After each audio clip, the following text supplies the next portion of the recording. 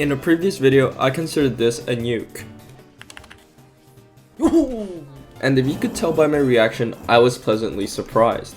Until I realized my Bennett was using the wrong sword that drastically affects the buff. My Mona and Xingqiu talent levels were stupid low, and food exists. So I was just thinking, just how far can I take Xingqiu? I hope today I'm your choice of YouTube to eat food with, because you're going to buckle up with me in the same adventure of maximizing Xingqiu. We're going to go through the highs and lows, what I've learned, and hopefully if you want, you can replicate my process. I really hope you enjoy.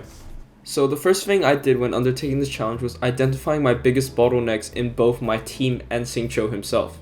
If you recall in my previous video, I used the artifact set which greatly diminished the potential. I used fucking plus 18% attack. So one of the main things I could do was change that, but obviously let's just start with our team. If you didn't know, Bennett's support buff is directly scaled off his attack. This cannot be gained through artifacts, but only through his weapon and his base attack. My Bennett was running for Vonia's pathetic 400 attack. The first thing I can do is upgrade this sword, which has the highest attack potential, or we can just skip this entire step and just switch to Mist Splitter because it has the same stats as well.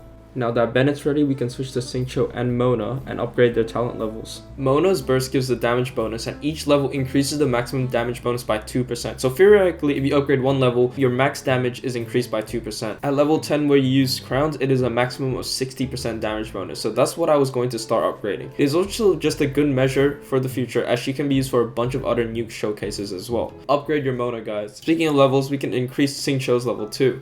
I'm going to commit a cardinal sin for Xingqiu mains and have a higher skill level than burst level. I am so sorry, but not really. These were our quickest fixes, and already that increases our damage by 10% if you could see the before and after. We went from 250k to 280k, and that's already a good start.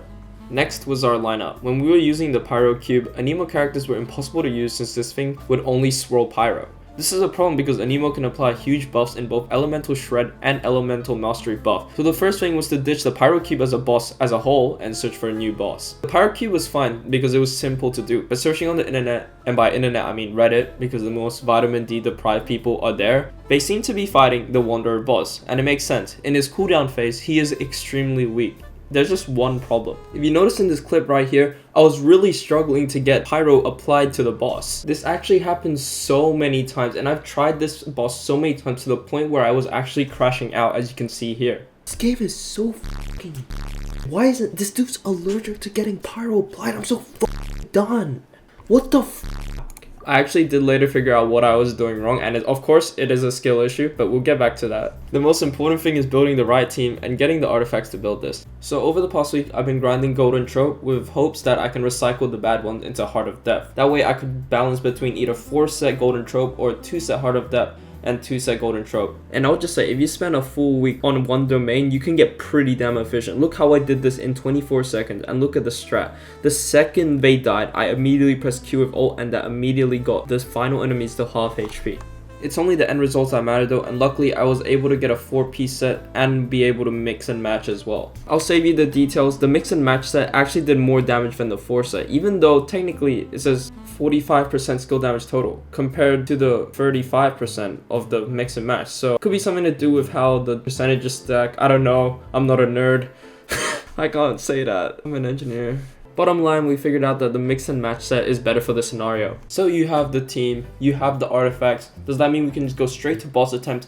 No, there's actually one more thing I can touch, and it's food. These foods actually give a massive buff, and it can be used on practically anything except the Abyss. For my showcase, I used this potion and the Adeptus Tide. So the final team we have is Xingqiu, Mona, Kazuha, and Bennett. There was a slight debate whether to bring Sucrose instead of Kazuha because my Kazuha is not C2, which brings 200 EM. So Sucrose in return actually brings EM. But after this kerfuffle, I decided to just not even bother and just trust that my EM from Mona was good enough. In case you didn't know, Mona is running 4-piece Instructor, which increases EM by 120. I'm still dumbfounded by this clip. How did she throw it over the boss? Like literally, she's point blank from him. Can we just talk about how annoying this boss is first? This second phase where he has free reign, it just takes way too long to complete.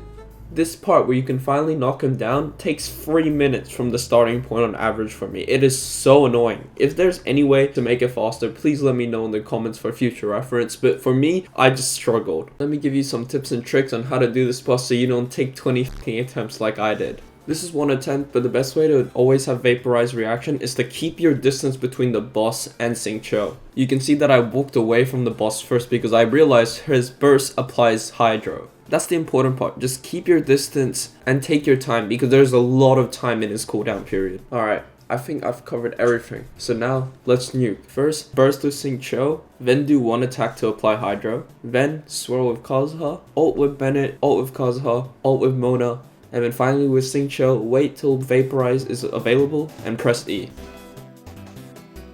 650k, not bad, right?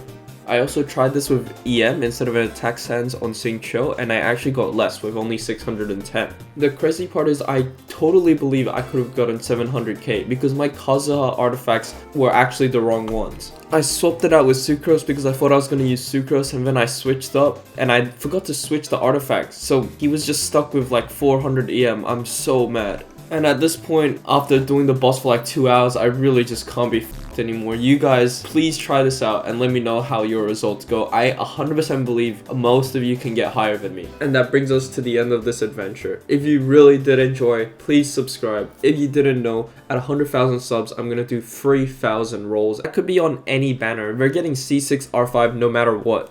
Again, I want to give a huge thank you to whoever watched this video in fully, and for the support on the last video, turning my supports into nukes. My sub count has doubled since I uploaded that video, which is crazy.